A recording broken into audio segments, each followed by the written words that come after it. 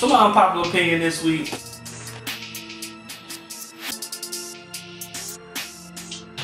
So welcome to the Antisocial Commentary Podcast. I'm your host. My name is Chris Zeno. I'm with the second Chris I've had. Well, actually the first Chris I've had on here, but the second Chris in the room. And Visuewelle.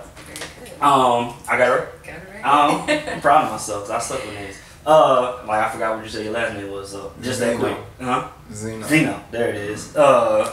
So about y'all rapper, singer. I mean, but you said you wasn't really rapping too much no more.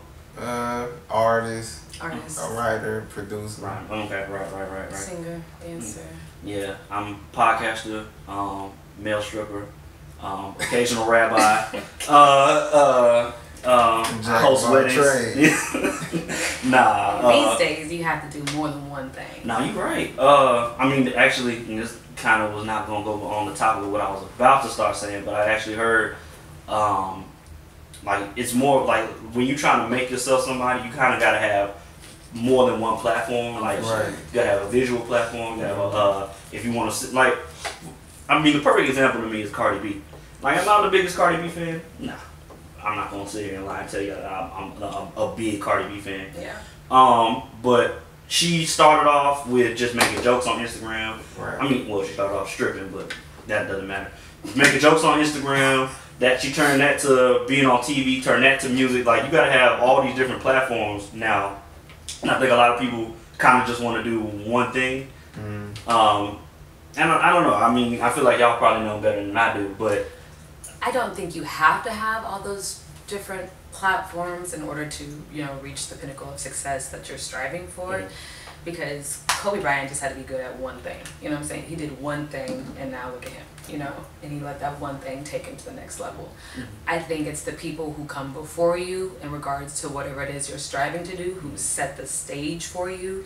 So if you're coming after that, you gotta come with something better than what they did. You know what I mean? Like, because they're at a certain place now, and maybe they got there from, fashion, singing, and dancing. You have to come with something else, that is gonna be just as good as that, if not better. You know what I'm saying? In order to get to that same place. Mm-hmm. So honestly, I don't really think you have to have a ton of things that you do to bring to the table. I just think whatever it is that you do, you have to be good at it, and it has to set you apart from what everyone else is doing. Okay. I agree with that. I think it's more so like in Cardi B's case, Cardi caught her attention because she was a personality on social media. Yeah. So that's where she pretty much, built her foundation. So when Cardi established herself on one platform, which is social media, Instagram. That's a big platform right now. Yeah. She covered that base. So when she covered that base, she pretty much built on top of that. So once she covered that, she had so many million followers. She went on to Love and Hip Hop. That's another platform. So when she stood on that, she just kept building her platform. Once she hit the pinnacle of Love and Hip Hop, everybody knew her. People loved her. People loved her character. She was very animated. She was hood, and she was unapologetic about it. Yeah. And as far as, I don't think when she announced that she wanted to do music, I don't think people really took her as serious because they kept on the whole, oh, I'm a stripper. She's just a stripper. She's just a stripper. And that's like, that's taboo of what people like to see, because they think, oh, rap or music is just something people just jump in and just do because they got the opportunity or the chance to do it. But Cardi was serious about it, and she moved, she leveled up, went to the next level, and Now, you made a good point with where she started off, where people was like, I mean, people were hating on her when she first came. Right. I won't say hating, but it was more like kind of like indifference to her, like, oh, she want to rap, that's funny, she's just an Instagram, right? So I mean, I personally, when she first started, I felt like when she started rapping, it was something original. Her first song I heard was called "Cheap Ass Weed." And it sounded like an original song. Like, I ain't never heard nobody else do that. Because something like that, you just reading the title of the song is gonna make you want to listen to it because it's little small details that make stuff stand out, like cheap ass weed. That's gonna be like, okay, what the fuck is this about? You gonna instantly make you. That's just like what was the Rosa Parks the Outkast record? It's gonna make you be like, what are they talking about? You aging us with that one. You making us look bad. Outkast ain't made a song, much less something that we would recognize in some years. I think I might have been in high school last time they made a song together. But you're absolutely right. Like if you have a title like Cheap Ass Weave or Rosa Parks, it makes people it jumps like because let's be real, that Outkast song had nothing to do with Rosa Parks. Right. I mean, Cheap Ass Weave did, but it had something to do with Cheap Ass Weave. I guess with me with Cardi B, like I kind of think that like I feel like she started off original and now she's kind of gone more into like, oh, okay, we see we can get money out of her, so what's hot right now? Oh, Kodak Black is hot. We'll have a rap like Kodak Black did on No Flocking. We get Bodak Yellow. Right. Like I feel like now like a lot of her music is not like, it's not her. It's someone else's. I'm sorry. You feel that same way? Well, I just feel the same about artists in general. Oh, okay. Especially like Kendrick Lamar. I feel like a lot of artists, because there's so many different ways for them to capitalize financially off of who they are. They do end up changing that thing about themselves that made them in order to get the little extra money or the little extra marketing or to do what's trending. I feel like a lot of artists make that transition. So you think Kendrick Lamar right now has gone from being original and he went to somewhere else? I feel like he's still Kendrick, but he's not the same Kendrick who first came out. You know what I'm saying? I'm with you on that. I gotta disagree. Are you a big Kendrick fan? Oh yeah. Okay. Are you a Kendrick fan? I'm a Kendrick fan. I'm indifferent when it comes to Kendrick. I think artists, just like human beings, you gonna evolve regardless of the case. If I compare it to being a human, when you came out, you wasn't grown as fuck. When you came out, you was a baby. I mean, speak for yourself. I had 3 jobs when I was born. So when you come out, you're a baby, and so as you grow into a toddler. From a toddler, you grow into a child to a young adult, and so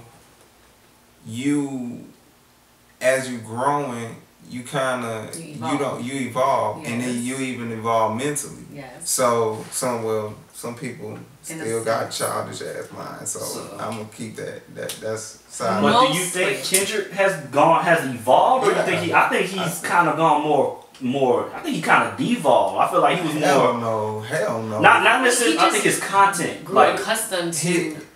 I put it like this. It gets so much to a certain point to where it's like Kendrick. When Kendrick first came out, he was very conscious. Yes. His music is still very conscious. The only thing about it is that they polished it up and commercialized it to make it. That's the only difference. They commercialized it to make it appeal to a broader audience. But in regards to commercializing him too, though, same thing with Kevin Hart. I feel. Oh my God! Give me some more. But that's the. I'm just saying, but that's the rules of the game. That's not always the rules of the game, though. Like yes, it is. What doesn't? All right.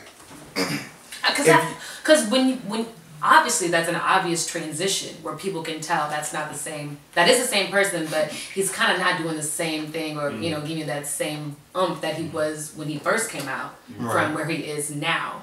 So I mean, yes, commercializing is beneficial in a sense. I'm sure for them and for him, but it's definitely obvious that he's not that same person. Like it changes you. For it just me, changes. My personal opinion, I think his music is better. It sounds better. It's more. I feel like he lost his edge a little bit. I agree with I think he's not like. Nah. I think that little thing that makes people them once they get commercialized or whatever, like they lose that little thing that made them that. We had two good examples because Kevin Hart and Kendrick Lamar are both kind of like when Kevin Hart started off. He wasn't as like he's more of like a gimmick now. Yes, like it's the same jokes. If you listen to his stand-ups, it's the same setup every time. Okay, I could break it down like this. Everybody is the same. Look, everybody is the same, and if I don't care what artist you throw at me, I could break every single way they're doing it. They're just giving it to you in different fashions and saying it the same exact way.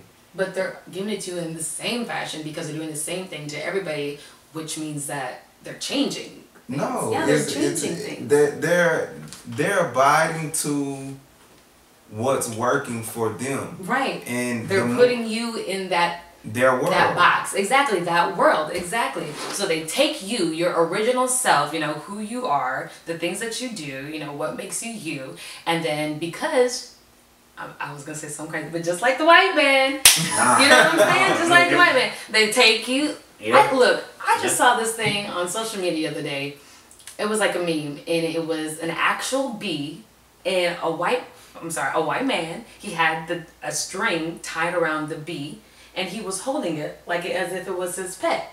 Yeah, that's some white people shit for you. Yeah, and they're like they try to control everything. The meme said like white people just want to own and control everything. No, yeah. I mean. I'm just saying, they take you, take what makes you you, and then they take their money and their idea, culture vulture. Exactly, and then they put you in this thing, and because of that, it's obvious when it changes because if it wasn't, he wouldn't say that Kendrick Lamar lost his edge. He lost his edge because at any given time, there's moments where you can pay attention to Kendrick and Kendrick will snap and go back to what he was originally doing. Mm-hmm. That's not lost. That's lost. Just like he picks and chooses when to turn it on and off. Yeah, because you have to know when to turn it on and off. Right, but that's what makes him him. I'm not gonna just be turning myself on and off. Just like Cardi B, she don't censor herself no matter who she's in front of. But that's her brand. That's her brand. She's and so the best way I'm gonna package you is I'm gonna take. That's what makes a good producer.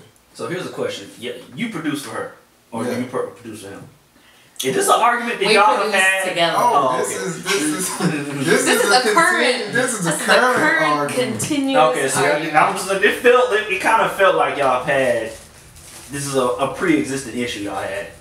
I mean, this is don't get into it. It's not an issue. No. This is like as any writer, any producer, any manager who works in the business, they're gonna tell you many stories about the artist and the grooming of that artist. It's gonna be a fight. It's not really a fight. It's a healthy debate. Yeah. Because in the end of the day, everybody wants what's best, and so even in relationships and stuff, you don't always agree to. You sometimes agree to disagree, but if y'all are really about each other, then you pretty much wanting what's best.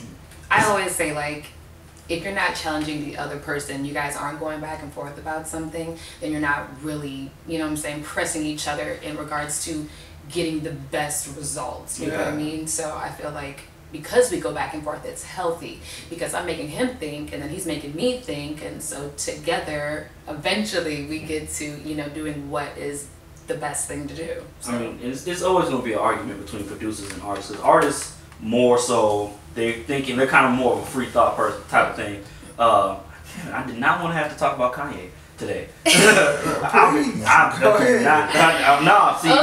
my thing with Kanye, man. I've never been a Kanye fan. I'm not gonna lie to y'all. He just right now we're doing what he wants. Every time you bring him up, he wants you to exactly. So I try to avoid talking. That's his brand. But it's okay. All right, I'm gonna make this point. Look at it like this.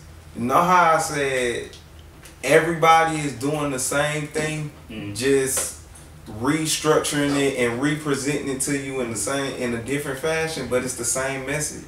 If you pay attention to Kanye from the very beginning, his brand is about controversy. Yeah. Number one, controversy.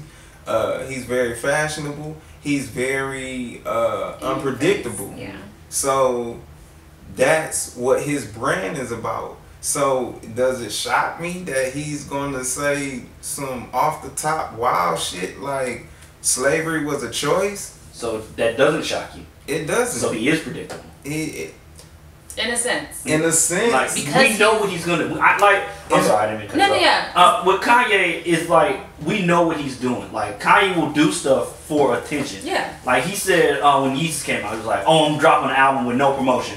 But you went to every media outlet you could go to and was saying, I'm dropping an album, I think it was like in March 4th. That was his promotion. That's how he creates a buzz. Like, it's a psyche kind of thing. That is, to me, that's BS to me. Like, you're lying. You're intentionally lying. That's his niche. And then, right, like when he first went to Adidas, he said, I want to make sure my shoes, everybody can get access to them. We know that's a lot. We see now that they only drop. I think in Houston, then they something like 200 shoes came to Houston, and we're the fourth biggest city in the country. So he's wearing Kanye West shoes right now. Those are the Nikes though. I'm talking about the Adidas. I just wanted to throw that out there. He's a supporter, okay? They're Kanye West. No, this was before the whole rank. See, look, Kanye even got him. You know what I'm saying? Yeah, I mean, promoting, right? I'm a fashion dude, so it is what it is. Well, you can't be too fashionable. Them came out like. I mean, hey, 10 years ago. I mean, nah, they still popular because they was exclusives. Yeah, they still like. I mean, I will give him that with his shoes. Although I think that his shoes, not those, the ones he came out with Adidas, I feel like they don't have. They're not his style. Like they're clearly, we've seen these shoes before. You just kind of remixed it. I kind of got that like astronaut, like crazy asylum fashion sense going with like the shoes and the clothes. No, like, I'm gonna tell you exactly where he got it from. Zoolander. Probably. He did. Yes, that's Think a good about it. Yeah, that's okay, look. Yeah. Remember when Zoolander came out? That whole idea of dressing like a bum and looking with the holes in the shirts and stuff like that. That was on Zoolander, the movie. So basically, what we're saying is that more slaverish? So basically, it seems like what we're saying is Kanye is not original, as original as we thought. He just takes things and puts a spin on it to make it seem. I mean, a lot of people. I look at it like, we all are inspired by different, things. Everything gives you some type of inspiration. So you're gonna pull from here, you're gonna pull from there. Michael Jackson didn't create the fucking moonwalk. First of all, I know it's a Michael Jackson big fan up in here, and she about to tear my head off. But I'm gonna speak the truth. Michael Jackson did not create the moonwalk. He popularized it.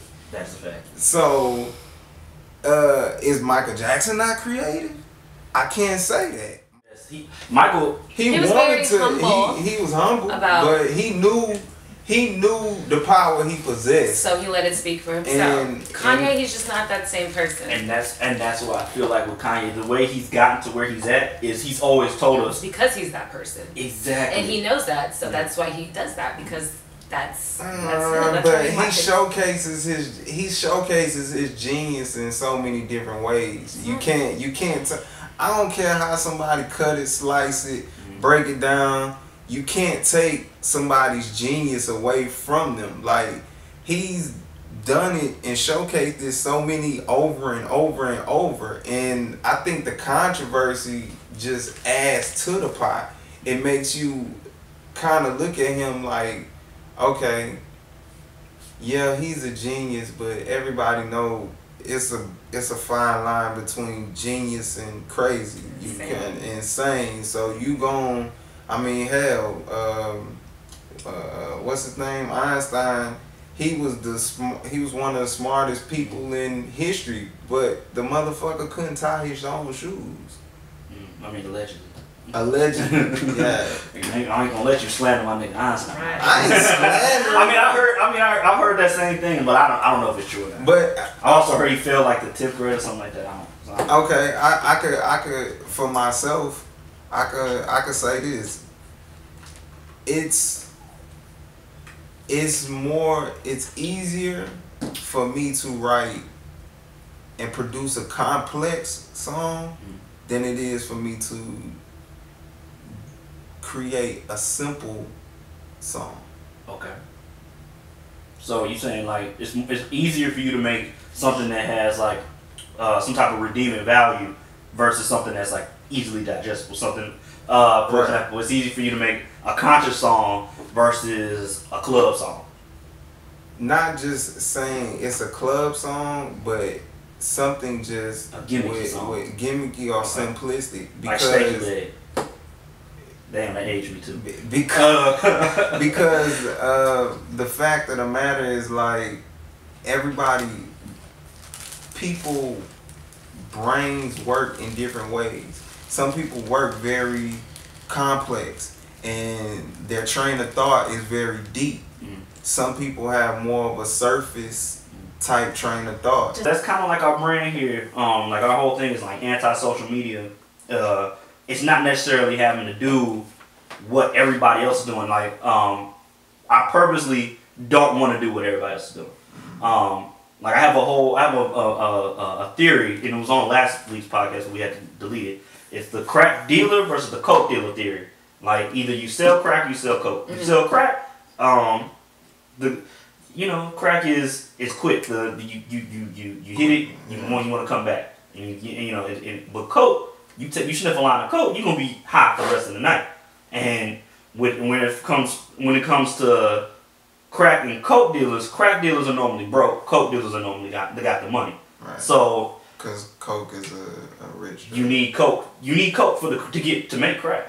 So crack dealers always have to go to the coke dealer for their product. And it's a different type of I feel like if you're a coke dealer, you can sell coke to anybody. You can sell coke to a crackhead. They might not be able to afford it, but you can sell it to them. Right.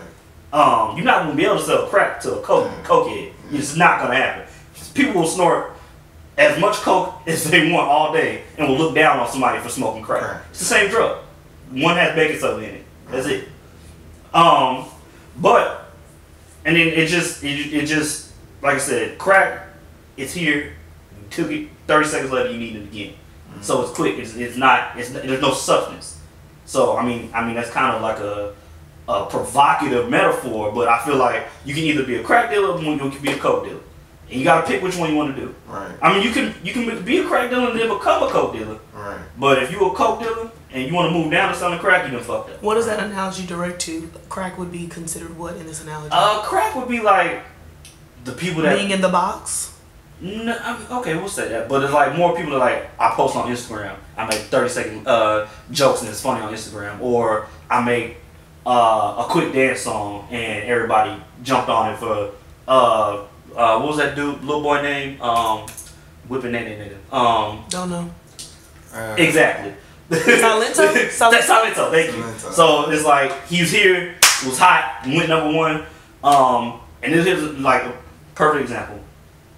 I'm a big Future fan. If y'all know, like I fuck with Future heavy, and people know that I fuck with Future heavy. So when Designer came out, they was always in my face like, why Future don't got a #1? Designer got a #1 on his first song. First thing I ever said was Future been at this point it's been like 6 years. I'm like Future been doing this for 6 years. Designer only been here for a couple months. We'll see. We're not gonna be talking about Designer next year. This time, man, you tripping? You just being a hater. All right. What happened a year later? Future still hot. Yeah. Designer probably smoking crack. Designer at this point probably sucking dick for money. I don't know. But the point I'm making is. Extreme. The point I'm making is. He just dropped the album. Yeah. He just dropped the album. So. Why? That probably went double plastic. Like why did you like I feel like when you somebody like that, you take your money, you got that quick little whatever, and you run with that for the rest of your life. If I was him, I wouldn't spend not a dime, but I would perform in Panda everywhere I went. Birthday parties. But as an artist, which I would hope he considers himself to be, I don't think he thinks of himself as, I just made a one-hit wonder. That's the problem with a lot of people. They always say you're the last person to find out you're not hot. You know what I'm saying? Like, I'm pretty sure to this day Soulja Boy still think he's hot. So it's just, honestly, it has to do with marketing, the team that you have around you. He's been saying people. Rihanna didn't get to be Rihanna just by herself. I'm gonna clear this up right now. People do not really. The public is so surface about how this business really is. They're not understanding that it takes just like it takes a village to raise a child. It takes a village to raise an artist. No, and to create and make I want you to stay right there on that. A lot of people have an issue with that because they think, I want to do. They hear, they did this all by themselves. Nah, but that's not how it goes down. That's never how it goes down. Perfect example. A lot of people don't know that Cardi B had plenty of people in her corner pushing her albums out. I mean, her mixtapes out. People going door to, like, she literally went to people's houses, knocked on their door, asked them to play her music. A lot of people don't know that. So, I mean, you're not doing that by yourself. A pretty girl coming up in people's, not like just random. I mean, everybody approaches different. Some artists get involved to that extent. Some of them don't. I'm sure her situation was a little different. Yeah. But in regards to that, usually it's your team doing that for you. Well, see, that's the thing. A lot of people think that they hear, I'm self-made. And a lot of people, if you do have talent, your talent will take you a lot farther than talent and hard work. Will take you a lot farther than not having talent will. Obviously, that goes without saying. But the problem is a lot of people hear that, all he did was stayed in the studio and made songs. Well, who was engineering his music? Who was? But that's what it's about. I mean, you don't see. That's the whole point. Like, you don't see Beyonce saying, "I just," you know what I'm saying? I just want to thank everyone who got me here. It's always about Beyonce, and it's always about Beyonce because those people are put in place to make her seem like, to make it look like that. But I don't think Beyonce. Like, I'm not a Beyonce fan. That's I'm not gonna lie. You're not a fan of a lot of people. What kind of music it's their fans that ruin it for me. Like, Beyonce, I don't got an issue with. Kendrick Lamar, I don't got an issue with. It's their fans that bother me. Like, cause you hear it. You don't get attacked by the Beehive. Oh no. That's a cult. Okay, they gonna come for your life. I'm not saying that. But I'm not about to just go. I'm not about to. See, that's the problem. Like, I'm not about to stop my day to get on somebody's ass because they said something I didn't like. You know what I'm saying? So I think with Beyonce, I don't see her ever saying like, I did this by myself. She seems like a humble person. I mean, she is from Texas at the end of the day. We are humble people. Yeah. I don't see her saying like, I don't want to thank nobody. I did this by myself. Now she does come. It does seem like it's all Beyonce. She doesn't ever really say much of anything. She lets her just actions speak for herself. I mean, she's the because queen. She's on top. She doesn't have to explain or say anything. Exactly. Her fans will do it for her. Now the people who do say those things, self-made or whatever. I mean, I'm sure they don't mean it. In that sense. Because obviously they know they didn't get there without the help of the people who were helping them. But see, that's not my issue. My issue that I have is when I started like making my videos and trying to do stuff, I was like, hey, you rap, you want to make videos, you produce. If we all came together, okay, so you came here for your music. I mean, the people came here for your music, but now they see my videos. Right, we don't get benefiting. Yeah. Thank you. Yeah. But no one wants to do that because everybody's like, I want to work. I want to make myself somebody. And I think that kind of is like a bigger argument could be said because that's kind of how it goes down in our community, in the black community. Like we are more so crabs in a bucket. We're more so like we've been trained for years to get money no matter what you got to do to get it. You know what I'm saying? Like our parents, my parents didn't go to college. Well, my mom went, but she didn't graduate. My dad is a blue collar worker. Former convict. At every chance they get, they say get your grades, and when you get out of school, make your money. They didn't know about sharing generational wealth or building businesses like that. But that let's clear it up. Everyone out there, everyone needs somebody. You cannot do anything by yourself. It's just not how it works. That's a fact. But it's because people are so stuck in their own way, maybe of how they grew up, or how their environment was, or how society is today, where it paints a picture to make you think that you got to get it on your own and you got to hustle and grind and do all this extra stuff. You don't have to do that. It's not supposed to be like that. You're just making it harder for yourself. Right. There's no shame in it. The most important thing is to talk to the next man that you're hating on, or get with the girl who has all this instead of talking about her, so that you can find out how she did that, and maybe she has a connect who can help you out so that you can get where you want to be. That's people's problems today. They don't want to network. They want to judge everybody. They want to hate on everybody. They don't want to share success because I don't want you to be more successful than me. So if I find out something, I'm not going to tell you about it until after I become successful. And that's not how it's supposed to be. But that's true. But then I also see why, that cycle keeps happening. Because it's like from the seeds that were planted generations ago, and it just became a gigantic snowball. And it's like I never really understood like the whole idea of like knowledge is power. They preach that to you in school. But as a kid, you're really thinking it's about school. Like, oh, get the books, get the books, get the books. It's not about school. It's about actual knowledge. Yeah. Like knowing, being in the knowledge. You can't teach knowledge. Yeah. And so, I mean, even with the schooling systems, they structured that to tell you what they wanted to tell you. Yeah. They structured it to teach you what they wanted to teach you. Yeah. So imagine how much information that we were behind on. So it creates this whole like persona to where it's like, oh, you hating on me, I'm hating on you. It's everybody just everybody just wants to get ahead. I can't go. I can give somebody, if somebody could find a book in Barnes and Noble or any library that'll teach you how to be a bum, please, I'll pay you $1 million if you could find a book that teaches you how to be a bum. First of all, you got $1 million, so I'll go write a book right now. And they told you I found it. Exactly. But you can go into a library and find a book on how to be a million books on how to be successful. That's right. So the fact is that the knowledge part is just the know. Yeah. Just being in the know, and everybody is fighting for that knowledge and fighting to get ahead. And it's like the seeds that were planted before, they created that whole like crab in the bucket mentality. Because once you're because literally we're technically not crabs in a bucket, because the bucket is not the original environment of the crab. It's in the ocean.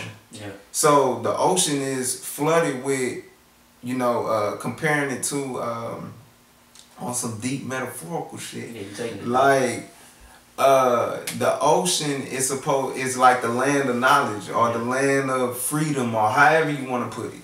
Like it creates that, oh, I'm sharing this with you. But like I said, that bucket wasn't designed for the crab to be in it. So yeah, you're gonna climb and slide down and try to get on top of the next crab because you're trying to reach the top.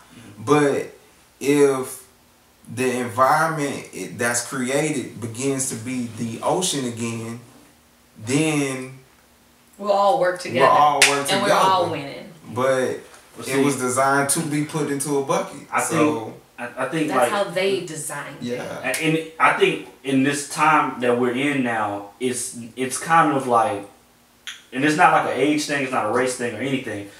We're so, everybody knows everything, you know what I'm saying? Like, if you don't know something, you're ignorant. If you try to tell somebody that they're wrong about something, you're smart. You now call a fight. And like I said, it's not an age thing, it's not a race thing, because I'll try and explain to my dad something, and my dad's in his 50s.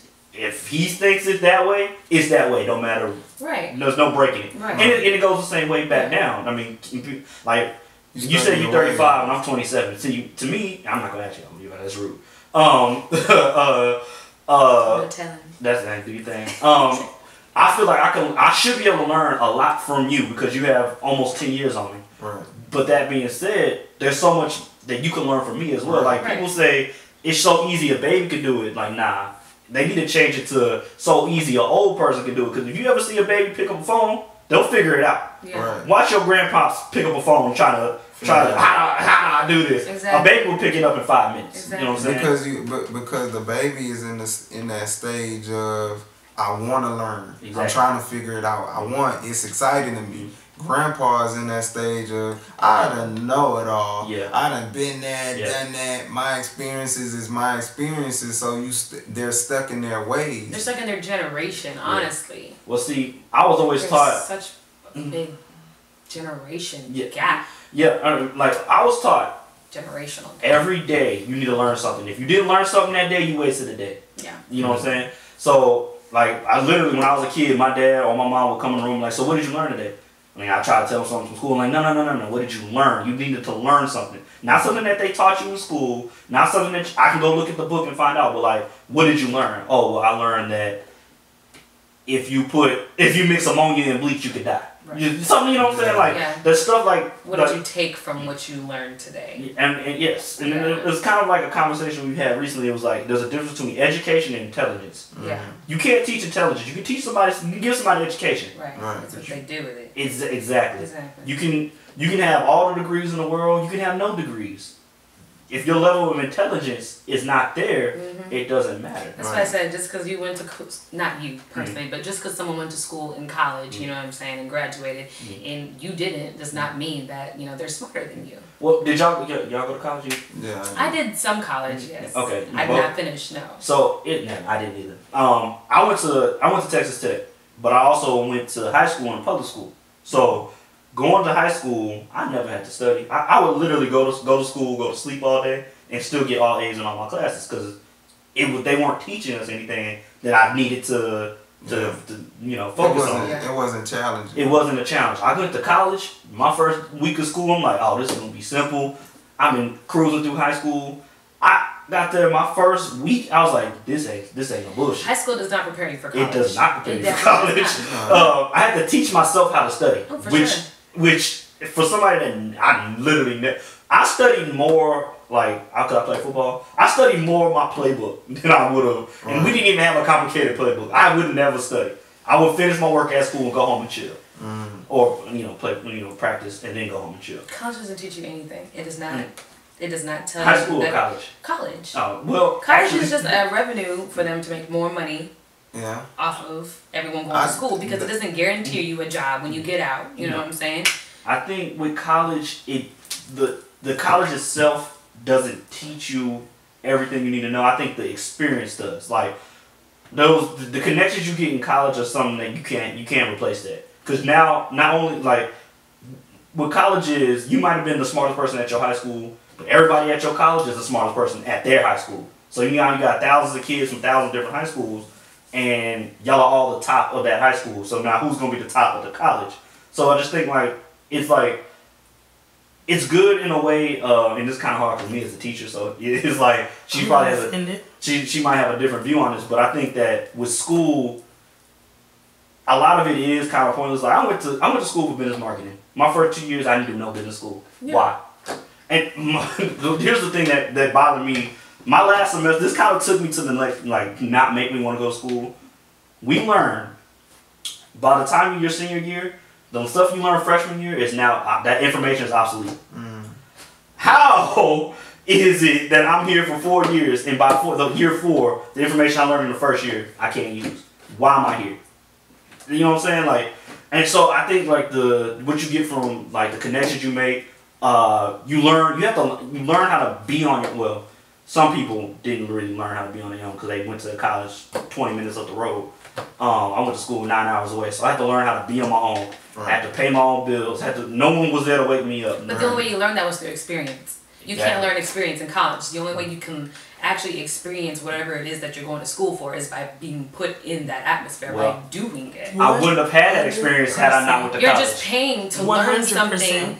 You're just paying to learn something that you are having to actually experience after you get out of college. Right. What's the point? There's nothing that could prepare me for what I deal with in the you classroom can until I read get and to take classroom. tests and take notes. I agree with that. Y'all are half right, because there is nothing that they teach in school, but while you're at school, you learn how to talk to people. It's a scam. College is a big scam. I'm with you on that one, because I got the debt. I got the debt to prove that it's a scam. You are in debt, and Yes. then the people who get out of college, you know what I'm saying, who have all these degrees, they go back home, maybe live with their parents or their relatives, or have a side job until they get that interview at that firm or whatever it is that they're going to school for. Or they never get that interview and they never use And then they degree. wasted all that time, you know what I'm saying? On information they can't use. On information that they cannot use until you're actually put into that situation to use it. And then things start being applicable and significant from the time that you went to college.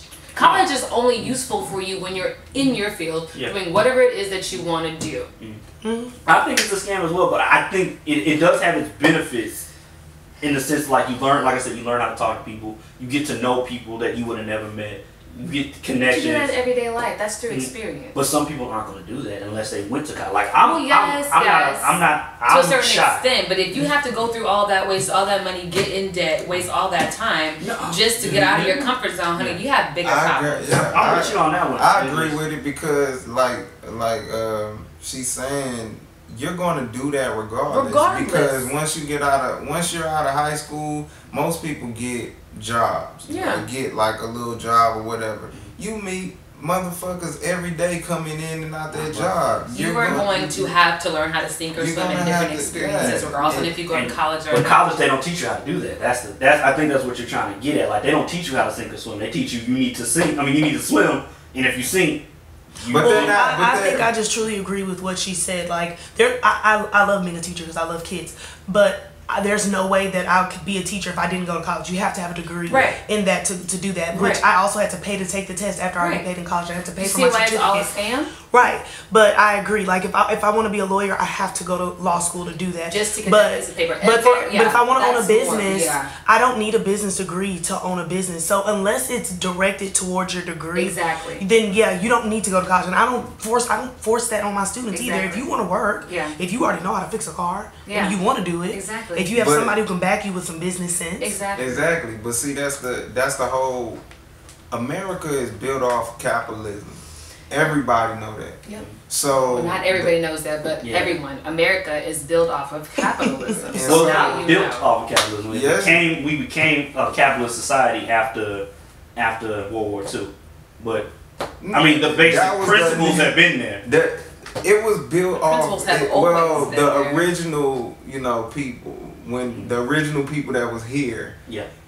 When they came and colonized and shit, it was built off capitalism from the gate. Yeah, when we changed the word from colonize to capitalize. It's like, okay, if I can get over on you and I can hold it over your head and make you need me, then I'm gonna monopolize everything I could do in that sense. No, I'm with you there. I just want to make sure we didn't say that, we did a capitalist society since. I just want to make sure we had that. So, I mean, that's what I know. Yeah. And so shit, they had like, we don't want to work in the fields. Oh, we'll get niggas to do it for free. Thank you.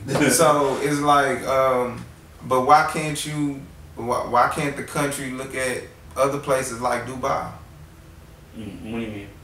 Because most of the people that in Dubai are pretty much wealthy. Okay. So when they need work done, they're importing people in from other cities, from other countries. To come America did? We get work done, we imported people. But Dubai is not a capitalist, you know what I'm saying? Yeah. They're not capitalizing on their own people. They're pretty much saying like, hey, it's an opportunity over here if y'all want to make some money. It wasn't like America in the beginning, like get on this ship and we're gonna do this and blah, and lie to you, or plot and scheme and be like, bitch, nah, we finna muscle this shit and y'all finna do this shit and y'all ain't gonna get nothing out of it. You know what I'm saying? That's the whole point. So it was like America was built off capitalism and crime. Period. You know what it is. America has found we have found a way to spin everything to make it sound better. You know what I'm saying? Like, for example, let's go back to the 70s, 60s, 70s, 80s. The biggest thing we were scared of was communism. Like, oh, they're spreading communism. They're spreading their ideologies to all these other countries, so we can't have them. We got to stop them. But, nigga, what are we doing? We're going to pick a country. You know what I'm saying? Like, and we spreading our ideology with like, oh, well, this is what y'all do. Well, now y'all now capitalist country. I mean, so it's like capitalism versus communism.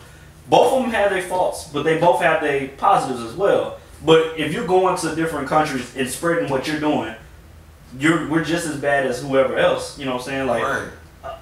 Most of the wars we fight now, we're not fighting because it was like they were an imminent threat. We're fighting because we're starting wars. We're not. We don't want to start There's nothing to be fighting about. But we spin it as if though, 9/11 we got attacked. Yeah. But no, the reason why they attacked is because we were over there in the first place. Right. And I'm not saying what they did was right, because killing people in any sense is not. But a lot of people thought they see 9/11, they think they just flew planes into the building because they wanted to create anarchy. They flew planes into the buildings because we're over there in their country, taking their resources, taking their people, killing their people off, funding people that are killing their people off. Did they fly the planes in the building? I mean, hey, you say, all I'm saying is this is what they saying. I'm not gonna jump into conspiracy because I have my own thoughts on that. But like I really do think like we can't say somebody is wrong when we're doing the same thing. Right. Like we always talk like ever since I was a kid, like we would see those commercials where like the little African kids and stuff like that donate to Africa, and I just always ask my mom. She'd be like, "Well, we got homeless people here," and my mom would just be like, "Well, they put themselves in that situation." And then I'm not faulting my mom for saying that because you know we've all been taught that that's what happened. You know what I'm saying? You know what I'm saying? So it's just like, why are we helping other countries when we can help ourselves? And the simple fact of the matter is, it makes you look better when you help other people out. You know what I'm saying? Are you really helping those people, or are you doing it for your own agenda? Most of the time, yeah. So, my question is like, I just believe that we don't ask enough questions. I agree. Like, and it's obvious as questions. And it's because we don't know, and if you don't know, it's because there's a lack of knowledge there. I think a lot of people ask the wrong questions. Like, y'all remember last year the Charlottesville thing, the riot, the white boys was out there with tiki torches. Mm-hmm. Everybody was asking, well, how come they can go and do that, and when a cop kills an unarmed black man and we protest, the cops all out there trying to shut it down. You're not asking the right question. Mm-hmm. The question, I think what I was saying was we weren't asking the right questions about the Charlottesville thing. We asked the question of why the police didn't shut it down, and it was easily the answer to that is they had a permit for it. And the question that needed to be asked is who gave them the permit. Mm-hmm. And that's still, you can't compare when we go out and protest and after someone like an unarmed black man is shot, because most of the time we're not prepared for it in the sense that we don't have. You can't plan that. You can't plan for a black man to get shot, and we just instantly want to jump to the protest, and we don't necessarily have the clear head to see what we need to do to get it fixed. So I mean, there's that. But like you said, you had to go. So we're gonna kind of wrap this up. Before we wrap it up, we always want to end off with Unpopular Opinion segment. It's basically just to talk about if you have anything on your heart, on your mind that you want to just put out there, because everybody has to think a certain type of way, and I don't feel like you should. I feel like if you feel like you don't think of something everybody society says you got to think about it, you should be able to say it without being criticized. So you when the floor is open to y'all, I can go first if y'all don't have one. I don't mind. Did you want to do one? I ain't got one right now that I could think of. Okay. My unpopular opinion, y'all see the Donald Glover, This Is America. Mm-hmm. Caused a lot of conversations the last few weeks. To me, I thought the message was good, was cool. I didn't think it was groundbreaking. I personally, the song itself, if you think of the song, no video. The song, average.